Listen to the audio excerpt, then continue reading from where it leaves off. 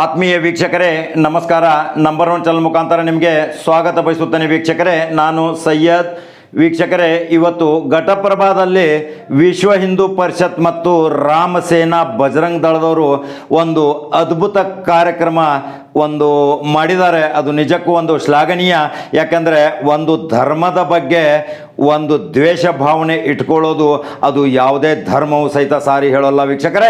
ಪ್ರತಿಯೊಂದು ಧರ್ಮವನ್ನು ಗೌರವಿಸಿದರೆ ತನ್ನ ಧರ್ಮಕ್ಕೆ ಒಂದು ಪವಿತ್ರತೆ ಸಿಗುತ್ತದೆ ಅಂತ ಪವಿತ್ರ ಗ್ರಂಥಗಳು ಸಹಿತ ಸಾರಿ ಹೇಳಿದಾವೆ ವೀಕ್ಷಕರೇ.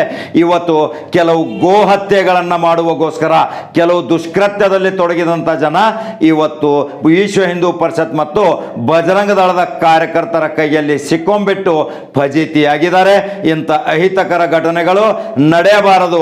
ಇದಕ್ಕೆ ಒಂದು ವಿಶ್ವ ಹಿಂದೂ ಪರಿಷತ್ ಆಗಲಿ, ರಾಮ ಸೇನಾ ಆಗಲಿ, ಬಜರಂಗ ದಳ ಆಗಲಿ, ಸ್ವಯಂ ಸೇವಾ ಸಂಘ ಸಂಸ್ಥೆಗಳಾಗಲಿ, ಮಾಧ್ಯಮದವರಾಗಲಿ, ನಮ್ಮದು ಜವಾಬ್ದಾರಿ ಇದೆ ವೀಕ್ಷಕರೇ. ಇದನ್ನು ನಿಲ್ಲಿಸಲಿಕ್ಕೆ ಒಂದು ಕಾರ್ಯಕ್ರಮ ರೂಪಿಸಬೇಕು.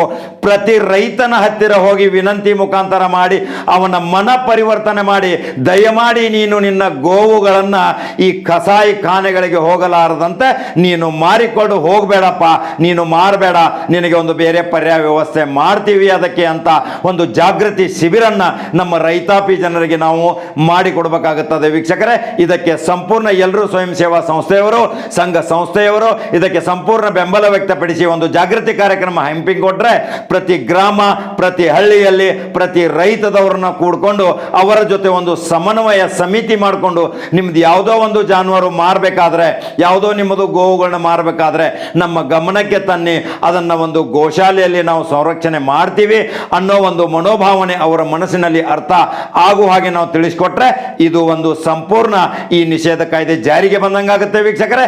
ಇದು ಒಂದು ನಿಲ್ಲುವಂತಾಗುತ್ತೆ. ಯಾಕಂದ್ರೆ ರೈತನ ಮೇಲೆ ನಾವು ಯಾವುದೇ ಒಂದು ಆರೋಪ ಹೊರಿಸಲಿಕ್ಕೆ ನಾವು ಸಾಧ್ಯವಿಲ್ಲ. ಯಾಕಂದ್ರೆ ಅವನ ಯಾವುದೇ ಕಷ್ಟ ಕಾಲದಲ್ಲಿ ಅವನು ತನಗೆ ಬೇಕಾದಾಗ ಹಣ ಬೇಕಾದ ಸಮಯದಲ್ಲಿ ಪಾಪ ಅವನ ಮನೆಯ ಕಾರ್ಯಕ್ರಮ ಆಗಲಿ, ಮದುವೆ ಆಗಲಿ, ಮುಂಜುವೆ ಆಗಲಿ, ಯಾವುದೇ ಒಂದು ಧಾರ್ಮಿಕ ಕಾರ್ಯಕ್ರಮಕ್ಕೋಸ್ಕರ ಅವನು ಮಾರ್ಲಿಕ್ಕೆ ಹೋಗುತ್ತಾನೆ.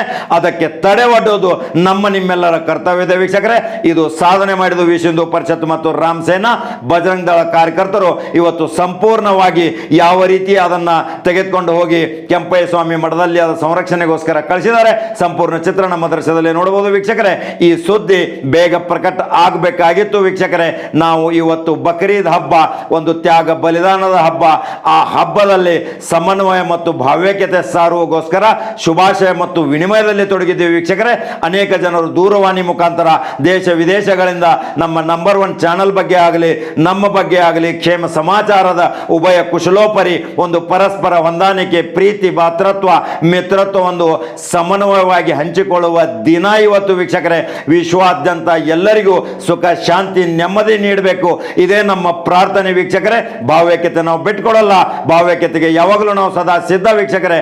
ಅದಕ್ಕೋಸ್ಕರ ಈ ಸುದ್ದಿ ಈಗ ಸಾಯಂಕಾಲ ಬಿಡುಗಡೆ ಮಾಡ್ತಾ ಇದ್ದೀವಿ. ಅದನ್ನು ಸಂಪೂರ್ಣ ನೀವು ದೃಶ್ಯದಲ್ಲಿ ನೋಡಬಹುದು ವೀಕ್ಷಕರೇ.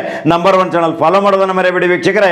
ನಂಬರ್ ಒನ್ ಚಾನಲ್ ಸಬ್ಸ್ಕ್ರೈಬ್ ಆಗೋದನ್ನು ಮರೆಯಬೇಡಿ ವೀಕ್ಷಕರೇ. ಇದು ನಿಮ್ಮ ಚಾನಲ್, ನಿಮ್ಮ ಶಕ್ತಿ ವೀಕ್ಷಕರೇ. ನಮಸ್ಕಾರ. കുളിപ്പിക്കുന്നതിന് മുമ്പ് നമ്മുടെ ബോഡി ഒന്ന് മസാജ് ചെയ്യുന്നത് എന്തുകൊണ്ടും നല്ലതായിരിക്കും. ഇഷ്ടാಗಿದ್ರೆ ನೀವು ಕೂಡ ಟ್ರೈ ಮಾಡಿ ನೋಡಿ. वन विभागाच्या अखत्यारीत आहेत हे दर्शवतात. এই হার্ড টাইমটা যখন আমাদের লাইফ থেকে শেষ হবে ফাইনালি